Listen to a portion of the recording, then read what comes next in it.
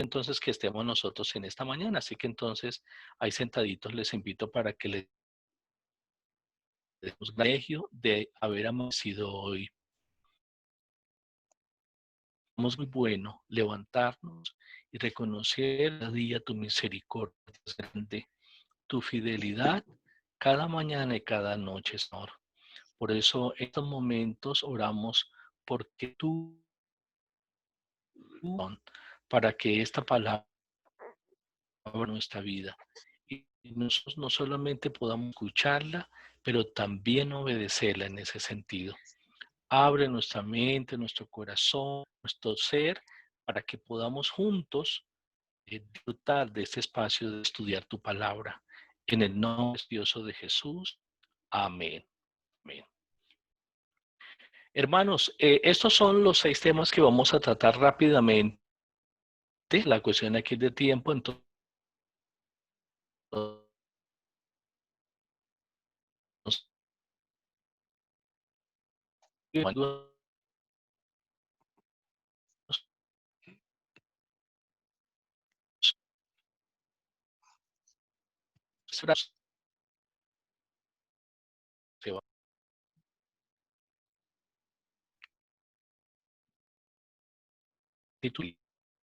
son los 6 grandes temas que nosotros vamos a trabajar. Yo espero que cada uno de ustedes ya haya hecho un buen juicio de la lectura.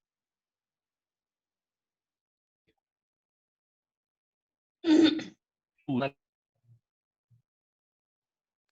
lectura densa, porque es a espacio sencillo, es decir, más o menos en un documento normal serían como unas 22 o 24 páginas, ¿no? Aquí solamente se reducen a 11 páginas. ¿Está bien? ¿Alguno tuvo alguna dificultad en esa lectura, hermanos?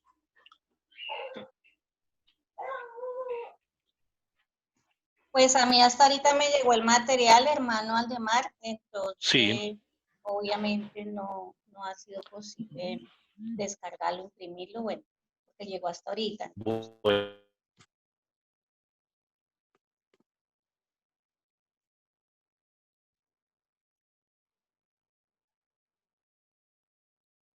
A ver, hermanos, material, ¿ya lo tienen? ¿Ya lo leyeron?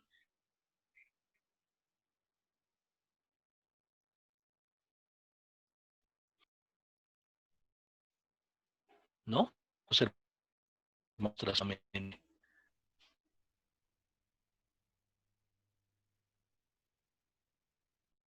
¿no?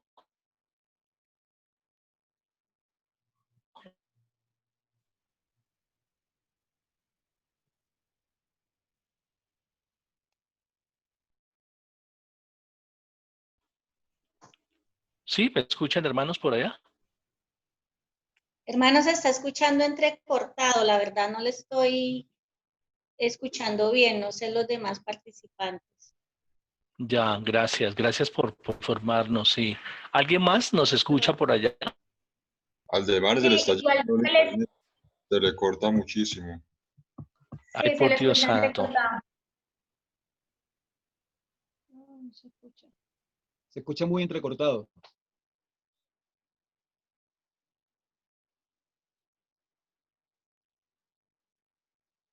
Estoy, hermano.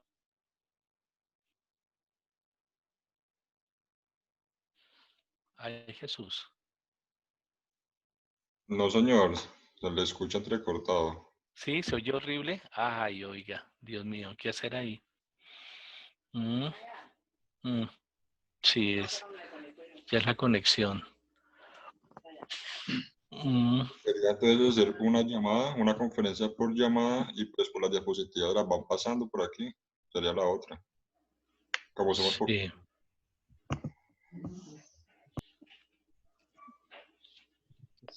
Ahí, ¿cómo me escuchan, hermanos? ¿Cómo me oyen? Mejor, Sí, mejoró la cosa. sí señor, para Mejor. mejor. Sí. Bueno, ¿sí? ¿Sí? Listo, hermanos. Ok, entonces vamos a darle pie. Oiga, qué cosa tan tremenda, ¿ah? Tremendo. Hermano, La no sé si serie. le parezca que usted de pronto se conecte desde el celular y yo comparto la pantalla. A ver si mejora la conexión. No sé si los me están escuchando claro o no. Es que se escucha un poquito entrecortado. Sí, ay por Dios. Y hacerlo desde el celular, ¿cómo? Yo no lo he hecho desde el celular. Pero usted tiene Zoom desde su celular. Sería No tengo descargarlo. Zoom. Y de aquí a que lo descarguemos, hermanita. No, pero ya está funcionando. Ya, Ahí lo estamos ¿Ya? ahí lo escuchando estamos escuchando bien. Hasta Ah, ahorita lo estamos. bueno. Bueno, perfecto. Entonces ahí está bien, ¿cierto? Sí. Sí, señor. Perfecto. Entonces vamos a arrancar hablando del Evangelio en Cristo Jesús. Primero que entonces vamos a hacer es mirar el componente de los evangelios y los evangelios. Cuando nosotros hacemos referencia al evangelio y los evangelios, estamos refiriéndonos a los 4 evangelios con la particularidad de cada uno de ellos, ¿no es cierto? Hablamos del evangelio y los evangelios. El evangelio hace referencia a un todo conectado de los textos que conforman, ¿sí? Mateo, Marcos, Juan. Y entonces la unicidad de ellos hace que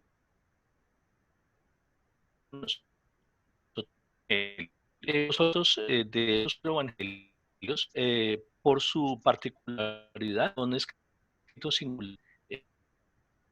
De Mateo, de la amarilla, digamos,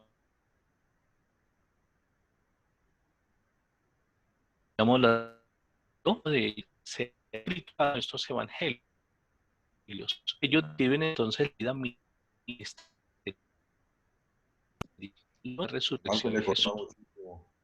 Qué pena. Hermano, de No, igual forma, volviendo otra definitivamente vez se a sigue escuchando esta comunicación. entrecortado, Aldemar. Sí, todavía Dios temo.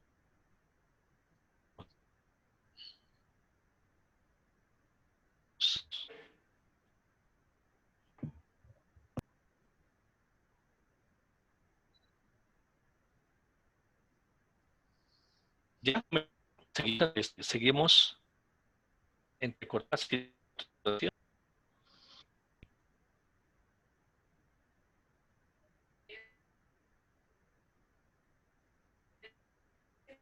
Y lucha, no. No, No, yo enseño esto.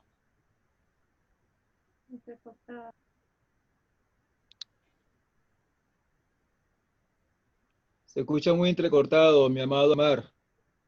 ¿Sí? Ay, por Dios santo. No me escuchan ahí ni nada. Ahí sí, ahí cuando estás hablando ahorita sí se echa, pero Sí, en el por momento que comienza momentos, a dar la exposición, empieza a recortarse. ya, ya. ¿Me escuchan ya ahora sí mejor o ya no? ¿Cómo estamos Ahí ahí? se escucha Ahí mejor, está Aldemar. mejor. Bueno, perfecto. Entonces estaba hablando, cuando se me escucha entrecortado me dice, mire, se escucha entrecortado para yo escuchar, ¿vale? Bien, Ok. cuando nosotros, cuando hablamos del Evangelio, los orígenes del Evangelio, estamos hablando de la descripción de la vida ministerial, decíamos, de la pasión, de la muerte y la resurrección de Jesús. Y por eso entonces se ubica en un tomo llamado el Evangelio, en donde están consignados los 4 evangelios. Por eso se llama el Evangelio y los evangelios. Eh, para nosotros entenderlo, por favor, no vamos a mirar citas, solamente la dejo explícita para que, por favor, lo miremos allá en la casa por cuestión de tiempo. Yo quisiera que miráramos las citas, pero es imposible. El Evangelio, entonces, para nosotros significa buenas nuevas. Y la gran pregunta es, ¿por qué significa buenas nuevas? ¿Verdad? ¿Por qué significa buenas nuevas? ¿Sí? ¿Acaso qué buenas malas habían antes de estas buenas nuevas? ¿De acuerdo? Resulta que el Evangelio es la afirmación y reafirmación de la obra de Jesucristo enviado por Dios el Padre a la tierra para desarrollar una propuesta de salvación, de eternidad para las personas. Lo antes era la situación en la que las personas sin conocer a Jesús estaban. Por eso se llama buenas malas para ellos. Pero luego aparecen las buenas nuevas, es decir, aparece Jesús y aparece el Evangelio de Cristo que nos dice, mire, aquí está una nueva propuesta de vida. Aquí hay una nueva propuesta de desarrollo para las personas. Por eso el apóstol Pedro describe el origen del Evangelio, y ahí por favor si quisiera que usted anotara esas citas, hermano, para que usted las lea. A mí me gustaría mucho, pero no alcanzamos acá en el tiempo en ese sentido. Por eso entonces, eh, uno puede encontrar en los evangelios que Jesús mismo ratifica la procedencia del evangelio, ¿sí? Pareciera que cuando uno lee cada uno de los evangelios, como que cada uno de ellos tuviera como una orientación o un norte distinto. Pero uno se da cuenta a través de pasajes como este de Juan 3, 12, 16, cómo Jesús mismo le coloca como el sello de decir, sí, evidentemente, estos son los evangelios sobre los cuales yo quisiera que la iglesia en adelante conociera. Entonces, por eso hablamos del origen del evangelio en ese sentido. Y ratifica, un pasaje tan lindo como este de Juan 12, ratifica la Trinidad del evangelio en ese sentido. Es decir, estamos hablando de una palabra que si bien inicialmente fue hablada, fue verbalizada, con el pasar del tiempo fue escrita, no es una palabra que sencillamente fue una historia, como algunos textos incluso bíblicos uno encuentra, la historia de Juan, sí, del Evangelio de Juan. La historia, no es una historia, no, el Evangelio es la palabra viva de Dios. Una historia, pues es la historia de qué pudiéramos decir, de Simón Bolívar, de Santander o algo por el estilo. Pero aquí estamos hablando de Dios encarnado en la persona de Jesús. Por eso entonces el Evangelio en Cristo Jesús. La persona de Jesús respecto a la naturaleza misma de Dios se encarna en la persona de Jesús. Es decir, el Evangelio propiamente está encarnado directamente en la persona de Jesús. Y por ello, entonces, hace referencia a la obra tan impresionante que Él hizo en la tierra y nos permite hoy en día disfrutar desde ya la eternidad. Cada evangelista hace la selección de los incidentes, pero no es porque usted lee Lucas 1:1-4 y encuentra que no es porque sencillamente ellos determinen qué es lo que van a hacer, sino conforme a lo que el Espíritu Santo les va indicando que hagan o miren o reflexionen, es que ellos elaboran entonces ese evangelio. Se revelan en esos evangelios los atributos de Dios en la persona de Jesús. Y entonces Juan 2, 24 y 25 y Mateo 11, 27 nos lo dicen claramente en ese sentido. Por eso entonces la autoridad de Jesús frente a la naturaleza es muy evidente. En Juan 14, 9 uno encuentra cómo estos hermanos van cruzando este mar y está embravecido y ellos están que se ahogan, cuando aparece Jesús y le ordena a la naturaleza que por favor cese. Y sencillamente lo que hace el mar en ese momento es eso, parar su ímpetu en ese sentido. Jesucristo mismo enseña y proclama la palabra de Dios. En Marcos 1:14 ve uno cómo Jesús siempre está apegado a lo que Él dice, a lo que dice la palabra de Dios. Y por eso uno ve a Jesús retomando muchos elementos, muchas expresiones del Antiguo Testamento. Por eso, aunque la Biblia nosotros la tenemos como Antiguo y Nuevo Testamento, para nosotros tiene que identificarse como un único texto. Así se llame Antiguo, Nuevo, él es el todo de la palabra de Dios. Cuando usted lea Marcos 1:14, un poquito más adelante, 14 al 18 o al 20, usted puede encontrar, hermano, cómo Jesús mismo, y en muchas otras citas, revela la integralidad de la palabra de Dios en ese sentido. La proclama que él hace entonces es con todo poder y con toda autoridad. Y aquí entonces hay un pasaje ubicado en esa dirección. Bien, esa obra de Jesús está por lo menos enmarcada en 3 grandes momentos hermosos. La vida ministerial de Jesús, la cruz del Calvario y la tumba vacía. ¿Qué pudiéramos decir entonces en palabras nuestras de entendimiento y de comprensión rápida? La vida ministerial de Jesús hace referencia a la obra o a las obras con S mejor, de lo que hizo Jesús sencillamente aquí en la tierra con nosotros. Cuando hacemos referencia a la cruz, hacemos referencia a la muerte de Él por nuestros pecados. Pero cuando hacemos referencia a la tumba vacía, hacemos referencia específicamente a la resurrección. Entonces, los evangelios, hermanos, los 4 evangelios, ¿qué hacen? Dan contestación a estos 3 momentos tan hermosos. Cada uno desde la óptica como el Espíritu Santo quiso que se manejara. ¿Sí? Desde la óptica como el Espíritu Santo les mostró que se desarrollara. ¿De acuerdo? En este,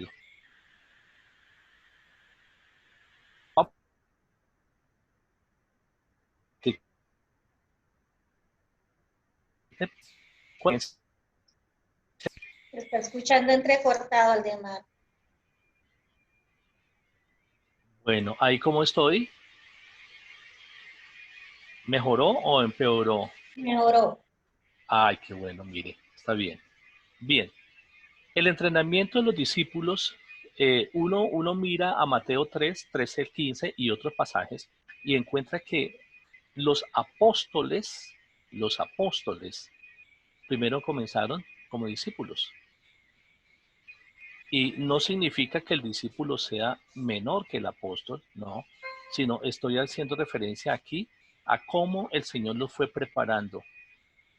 Porque el discipulado tiene una connotación y el apostolado tiene otra connotación y el enviado tiene otra connotación. Por eso el entrenamiento que hace Jesús con los discípulos es que ellos estén con Él siempre, siempre. Porque Jesús para los discípulos siempre les suscitaba preguntas. Usted lee pasajes como los que están aquí anotados de Mateo 16, Juan 6, 68 y 69 y otros, y encuentra que siempre los discípulos están preguntando a Jesús, ¿sí? El mismo Jesús les hace la pregunta a ellos, ¿no? ¿Quiénes creen ustedes que soy yo, por ejemplo? ¿Sí? Y así sucesivamente. Es decir, ese estar con Jesús implicaba no solamente el ir caminando con Él, sino el ir hablando con Él, el ir eh, eh, reflexionando cosas con Él, el ir mirando cosas con Él, ¿de acuerdo? Entonces, el entrenamiento de los 12 discípulos va en esa dirección. Nosotros en ese entrenamiento estamos en la misma dirección. Ese estar con Jesús implica para nosotros el espacio del devocional, la experiencia de la oración, la experiencia del ayuno, la experiencia del estudio de la palabra, la experiencia de la obediencia de la palabra, ¿sí? Ese es el entrenamiento que inicialmente Jesús hace con sus discípulos. Pero uno de los elementos que cuesta y que es la marquilla prácticamente de la vida cristiana que se llama el sufrimiento como vía expedita de aprendizaje de Jesús. Y aquí el sufrimiento no es un sufrimiento en el cual se sufre por sufrir de una manera como digámoslo así, porque la persona quiere sufrir, sino porque se sufre porque lo que se vive es una contracultura en ese momento para ellos y hoy también frente a la cultura moderna normal. Siendo testigos, ahora son convertidos a apóstoles. Entonces uno encuentra en Hechos 4:20 y segunda de Pedro, cómo la iglesia de Jesús comienza a tener una ubicación, no solamente de espacio físico, sino también una ubicación espiritual, relacional, una ubicación ya donde los discípulos son convertidos entonces ahora en apóstoles, es decir, en testigos de él. Por eso entonces reciben la autoridad para actuar y hablar en nombre de Jesús. Por lo tanto, el Espíritu Santo aquí obró como amo y señor de la vida y ministerio de los discípulos. Y él obra hoy en día como amo y señor de la vida y ministerio de nosotros los creyentes. Hablemos un poquito sobre la tradición oral en ese sentido. ¿Cómo fue la predicación y cómo fue el tema de la doctrina apostólica? ¿Sí? Aquí hay dos elementos, ¿no? Una cosa es la predicación y otra experiencia es la doctrina. Cuando hablamos de la predicación, pues estamos hablando de cómo se da a conocer públicamente el Evangelio. Y cuando hablamos de la doctrina, estamos hablando de cómo ese mensaje que los apóstoles dan a las personas, extrapolan a la gente, tiene una base bíblica. Y la base bíblica se encuentra en la persona de Jesús. Entonces, miren ustedes, ¿no? La proclamación apostólica, su predicación es el Evangelio. Y entonces uno encuentra en Hechos 2, 14, 36 todo un pasaje de cómo el apóstol Pedro habla a los hermanos a partir de la palabra de Dios. Sí, dice que muchos son convertidos, muchos de ellos vienen a los pies del Señor. Esa proclamación se hace como heraldos. La palabra heraldo, asociémosla simbólicamente como esos faroles que uno tiene en un sitio. Usted generalmente coloca, o un bombillo sencillamente, ¿no? Colocamos un bombillo para que la oscuridad se disperse. El heraldo hace las veces en esa dirección, en ese sentido. Pues bien, los apóstoles fueron colocados como heraldos, porque había en ese momento, y hay en este momento, tremendamente oscuridad en ese sentido. Ese anuncio se hace público, es decir, se convierte en un mensaje de todas las personas. Hoy en día ese mensaje es muy público, ¿sí? Porque se ha convertido en un mensaje del mundo entero.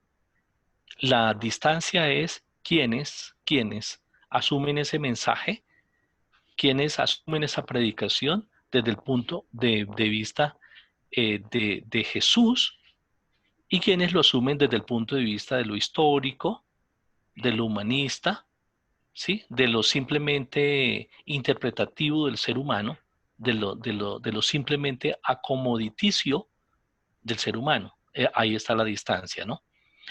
Por eso entonces hay que tener cuidado porque esa tradición oral en ese momento, ¿sí? En ese momento fue identificada como falsa y dañina.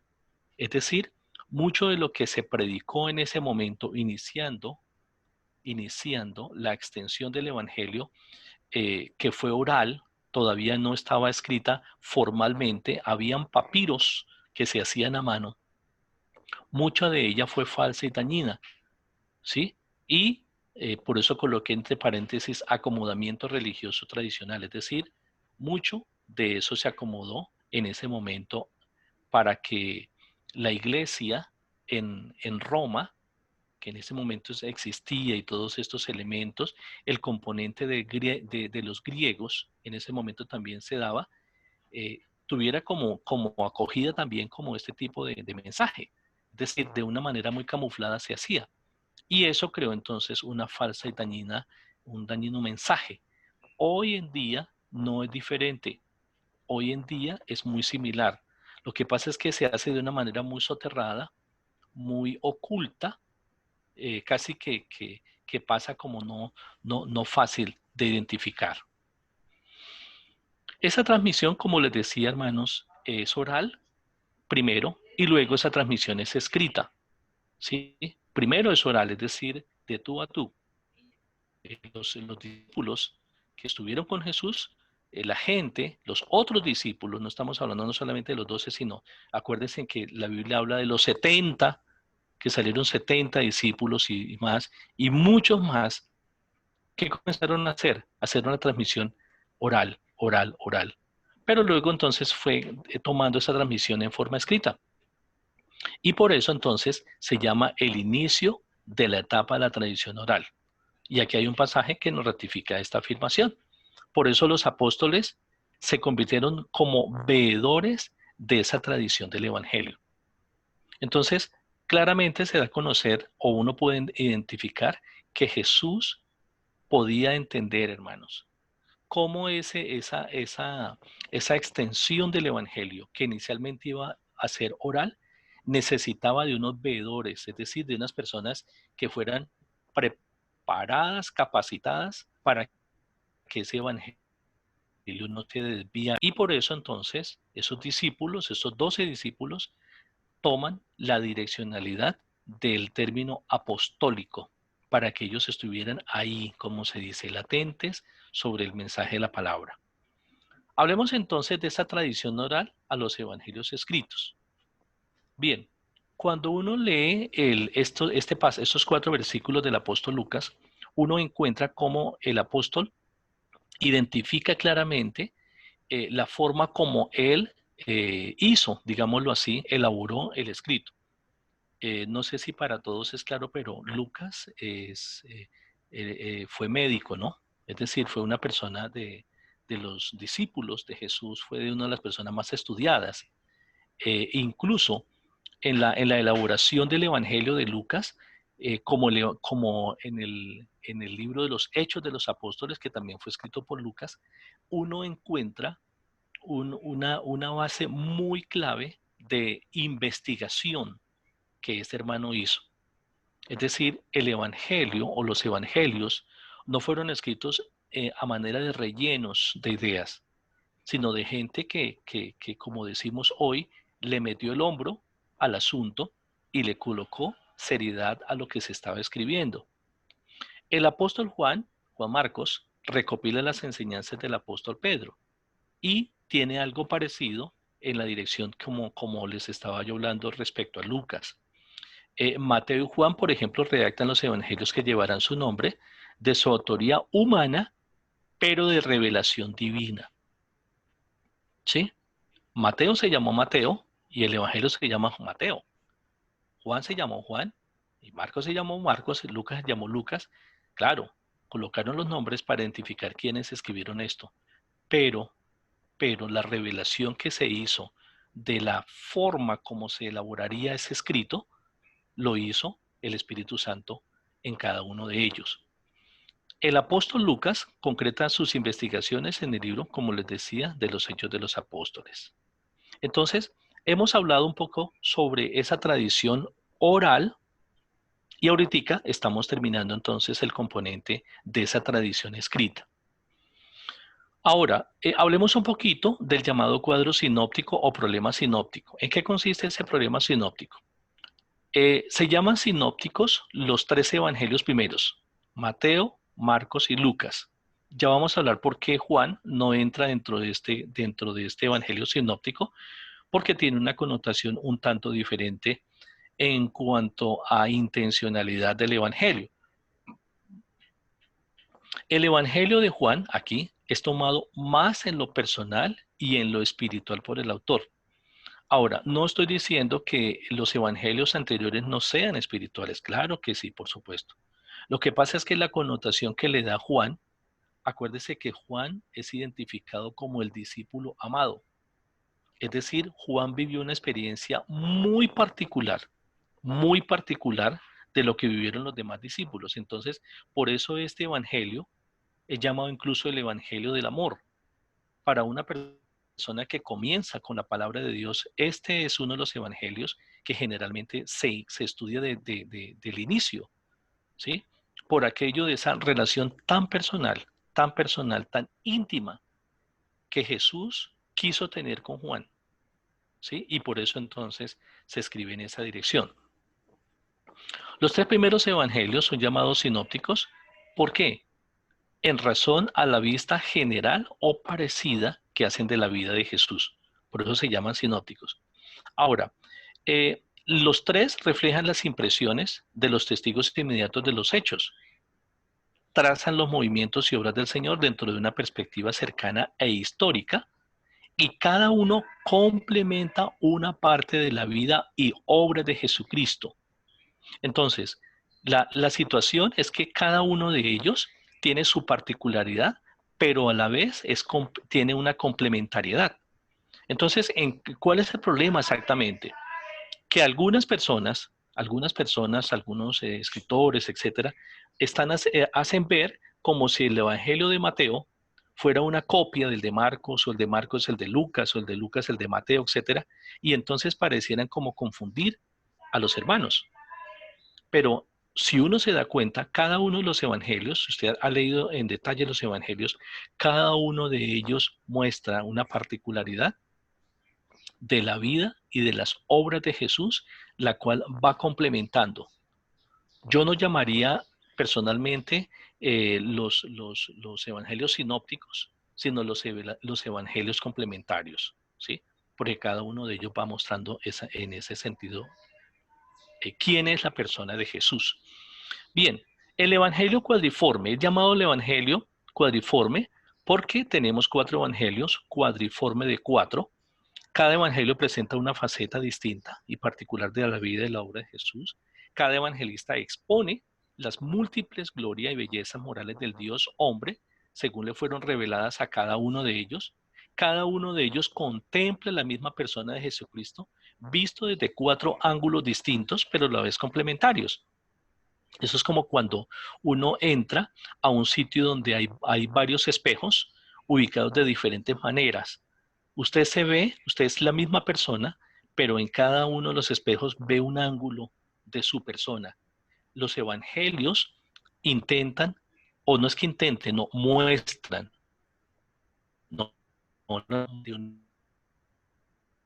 se identifica en ese sentido. Se trata entonces de distintos puntos de vista relacionados con la finalidad de cada escrito y no de evangelios diferentes. Ahora, un detalle aquí respecto a este tipo de mensaje que estamos trabajando acá es que si algo conservó y me parece eso tan hermoso, el Señor, a través del Espíritu Santo, fue el hecho de que cada persona tenía su particularidad. Mateo era Mateo, Marcos era Marcos, Lucas era Lucas, Juan era Juan. Es decir, ellos no perdieron la connotación humana de quiénes eran ellos, sino que por el contrario fueron complementados en ese sentido. Hablemos un poquito de la veracidad del Evangelio, el testimonio interno del Espíritu Santo. Fíjense, hermanos, que el creyente que ha experimentado en sí mismo el poder vivificador y transformador del Evangelio, como usted y como yo, ya poseemos por el testimonio interno del Espíritu Santo evidencia suficiente de la veracidad y de la eficacia de la palabra de Dios. Es decir, nosotros, usted y yo, que hemos tenido un encuentro personal con el Señor, no podemos en estos momentos estar divagando si posiblemente o no el Evangelio de Juan es correcto o el Evangelio de Lucas es correcto. No. Ya tenemos por el Espíritu Santo claridad en ese sentido. Por ello exige para todo creyente la búsqueda y estudio detallado de la palabra de la vida. ¿Sí? Esa palabra de vida nos exige a que nosotros mantengamos en ese estudio, en esa búsqueda. Por ejemplo, comentarios bíblicos, los diccionarios, libros que nos ayudan a ampliar un poquito más ese conocimiento, son herramientas que nos permiten ahondar mucho más en ese conocimiento. Obviamente, hermanos, que aquí un punto claro. El punto de referencia para nosotros, para mirar esos comentarios bíblicos, para mirar estos diccionarios, etcétera, tiene que ser la palabra de Dios. Porque lamentablemente estos comentarios bíblicos, estos diccionarios, etcétera, son hechos por personas sí creyentes en ese sentido, pero recuerden que son creyentes que tienen escuelas teológicas o corrientes teológicas de manera distinta.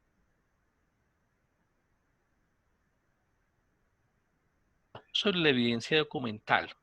Esa evidencia documental hace referencia a los textos griegos de los 4 evangelios. ¿sí? Los cuales fueron puestos a disposición de los escritores y escriturios actuales.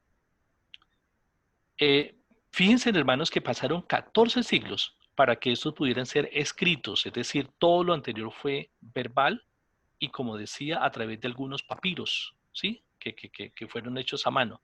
Pero cuando aparece la imprenta con Gutenberg, se genera entonces el proceso de pasar esos papiros y todos estos elementos verbales a un documento formal, como hoy aparece en la Biblia, que es la palabra de Dios. Por lo tanto, existe más de 4.000 manuscritos de todo o de una parte del Nuevo Testamento que da evidencia clara de lo que, de lo que nosotros llamamos la palabra de Dios. La existencia de estos se hallan en bibliotecas hoy en día, con nombres propios, ¿no? Por ejemplo, ahí los coloco, el Códice Sinaitus, el Códice Vaticanus, la colección Chester Beatty y otros, ¿no? Otros documentos que dan muestra evidente de que lo que estamos hablando no es de cualquier palabra, sino de que hay una base histórica y escrita profunda sobre lo que nosotros llamamos la palabra de Dios. El testimonio de los escritos cristianos del primer siglo. Entonces aquí uno puede encontrar cómo personas llamados padres de la iglesia pudieron tener contacto con los apóstoles. Y entonces aquí, por ejemplo, los libros por ellos expuestos fueron conocidos y admitidos como inspirados por los cristianos de la época subapostólica. Cuando nosotros hablamos de los llamados padres de la iglesia, estamos hablando de las personas que fueron luego de los apóstoles. Ellos ya murieron y entonces viven esa experiencia en ese sentido. Y entonces aparece Eusebio, y ustedes lo van a leer mucho más en detalle allá en sus textos al final de la lectura. Papías, obispo de Hierápolis, Ignacio, obispo de Antioquía, Justino mártir, Ireneo, etcétera, y otras personas más en ese sentido. ¿Qué estamos diciendo, hermanos, con esto? ¿Qué estamos diciendo, hermanos, con esto? Estamos diciendo sencillamente que la palabra de Dios es una palabra, se me fue. ¿Sí me escuchan ahí, hermanos? Sí, señor. Bueno, ok. ¿Qué estamos diciendo sencillamente con esto, hermanos? Que la palabra de Dios a través de los evangelios es un mensaje contundente para nosotros de la existencia de Jesús en nosotros. Por eso cuando ustedes que arrancan a hacer este estudio que se llama La vida de Jesús, hermanos, aquí es pedirles apertura para que el Señor no solamente les haga visualizar todo el desarrollo de la vida de Él, sino que ustedes puedan comprender la proporcionalidad de lo que usted y yo tenemos en nuestras vidas, que es a la persona de Jesús. Vamos a orar en estos momentos porque ya se está cerrando la sala y vamos a pedirle al Señor que nos ayude. ¿Está bien, hermanos? ¿Les parece?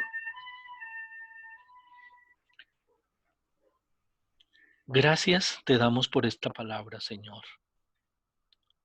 Te pedimos que nos ayudes a menguar para que tú crezcas en medio de nosotros.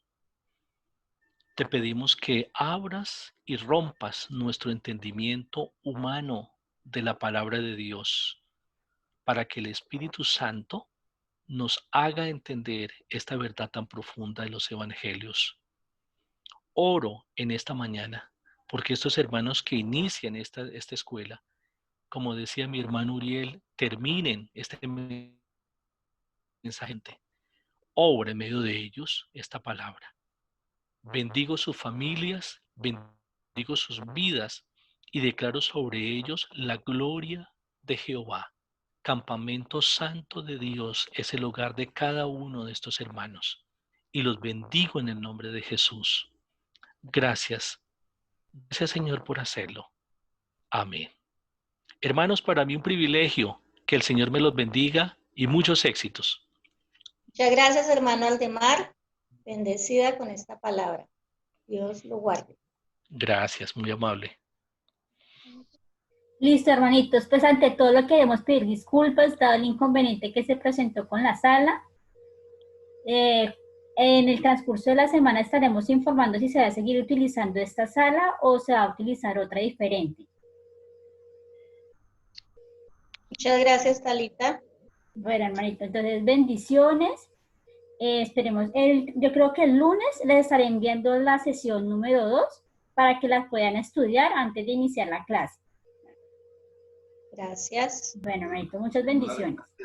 Bendiciones. Chao, pastor. Me alegra verlo. Hermana Lisset. Amén. Bendición para todos. Un abrazo.